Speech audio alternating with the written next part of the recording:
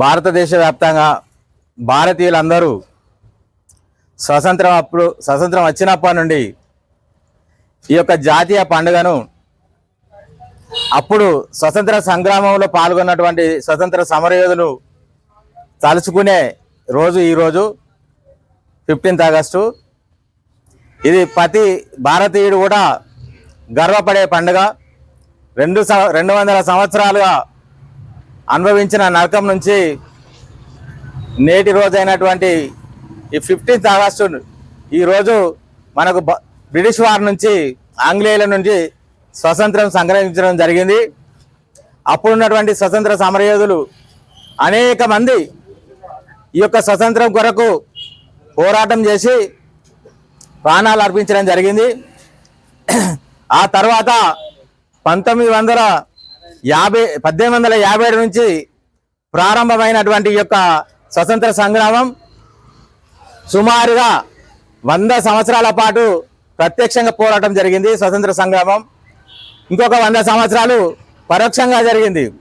1947కు ముందు ఉన్నటువంటి భారతదేశంలో ఉన్నటువంటి రాజరిక సంస్థానాలు ఏవైతే ఉన్నాయో అప్పుడున్నటువంటి రాజులు బ్రిటిష్ వాళ్ళకు అనుకూలంగా వాళ్ళు వారి యొక్క సొంత ప్రయోజనాల కొరకు ఆ యొక్క బ్రిటిష్ వారికి సహకరించుకుంటూ ఎవరి పబ్బం వారే గడుపుకుంటూ ఈ యొక్క స్వతంత్రాన్ని, భారత స్వేచ్ఛ స్వతంత్రాలను వారు నిర్లక్ష్యం చేయడం జరిగింది.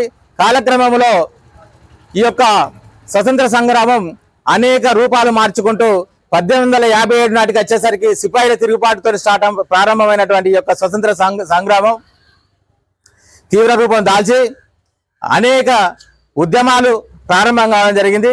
అందులో ముఖ్యంగా వందే మాతరం అనే ఒక ఉద్యమం ఈ యొక్క పూర్తిగా ఉన్నటువంటి ఈ 100 సంవత్సరాల స్వతంత్ర ఈ యొక్క సంగ్రామాన్ని ఈ వందే మాతర ఉద్యమము మలుపు తిప్పడం జరిగింది.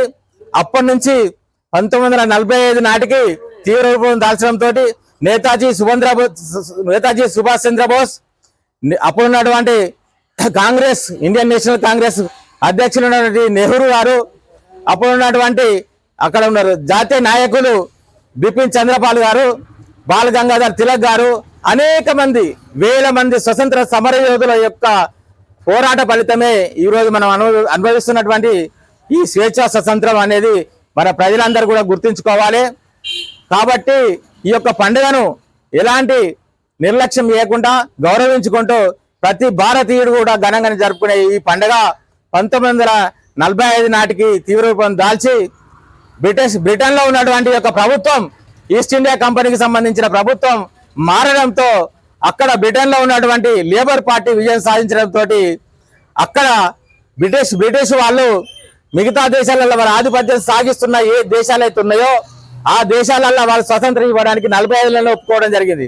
కానీ కొన్ని టెక్నికల్ పాయింట్స్ మీద ఈ స్వతంత్రాన్ని అప్పుడున్నటువంటి బ్రిటిష్ వైస్రాయ్ బర్త్డే కలిసి వచ్చినట్టుగా వారికి రాజు యొక్క బర్త్డే గిఫ్ట్ గా ఇవ్వాలన్న ఉద్దేశంతో, తర్వాత మన భారతదేశంలో ఉన్నటువంటి మనకున్నటువంటి యొక్క ఇక్కడ సెంటిమెంట్ ఏదైతున్నదో ఆ నక్షత్రాలు కానీ ఆ రోజు కానీ మంచి రోజు చూసుకొని ఆ రోజు మనం స్వతంత్రం తీసుకోవడం జరిగింది. ఆనాటి నుంచి ఈ యొక్క భారత రాజ్యాంగం 1956లో అమలు కావడం జరిగింది. 1956 నుంచి ఈ రోజు వరకు ప్రతి భారతీయుడు ఈ యొక్క పండుగను ఘనంగా జరుపుకోవడం జరుగుతుంది. ఈ రోజు కూడా దీనిలో భాగంగా ఈ యొక్క 12వ డివిజన్ కార్పొరేషన్ 12వ డివిజన్ పరిధిలో కొంతమంది ముఖ్య నాయకులు హైదరాబాద్ వెళ్ళడం జరిగింది ముఖ్య కార్యక్రమం వల్ల. అందుకే ఇంకా లేట్గా కొంచెం నిర్వహించడం జరుగుతుంది. అయినప్పటికీ కూడా మా యొక్క బస్తీ నాయకులు, పెద్ద మనుషులు వీళ్ళందరూ కలిసి ఈ 12వ డివిజన్లో ఈ యొక్క ఈ కార్యక్రమాన్ని ఘనంగా జరుపుకోవడం జరుగుతుంది అని, అందుకే ఈ అందరికీ కూడా ఈరోజు స్వతంత్ర దినోత్సవ శుభాకాంక్షలు తెలియజేస్తూ ముగిస్తున్నా. 12 డివిజన్లో స్వాతంత్ర దినోత్సవం 78వ స్వాతంత్ర దినోత్సవ సందర్భంగా మా యొక్క 12 డివిజన్ ఉన్నటువంటి పెద్ద మనుషులు, బస్తీ పెద్ద మనుషులు, యువకులు, మహిళలు అందరూ కూడా పెద్ద ఎత్తున ఈరోజు స్వాతంత్ర దినోత్సవం సందర్భంగా ఈరోజు జెండా ఎగరవేయడం జరుగుతున్నది. ఈ యొక్క స్వాతంత్ర దినోత్సవం ఎంతోమంది త్యాగధనుల ఫలితమే. ఈరోజు భారతీయులందరూ కూడా ప్రతి ఒక్కరు, హిందూ, ముస్లిం, క్రిస్టియన్స్ ప్రతి ఒక్కరు కూడా ఆ రోజు తన ప్రాణాలను వదిలి ఈరోజు స్వాతంత్రం మనం సంపాదించుకోవడం జరిగింది. ఈ సందర్భంగా భారతదేశమే కాకుండా ఈరోజు 12 డివిజన్ యొక్క ఉన్నటువంటి అందరు కూడా స్వాతంత్ర దినోత్సవ శుభాకాంక్షలు. భారత్ మాతాకి జై, భారత్ మాతాకి, మహాత్మా గాంధీకి జై, సుభాష్ చంద్రబోస్కి జై, జై బోలో స్వతంత్ర భారత్ కి జై.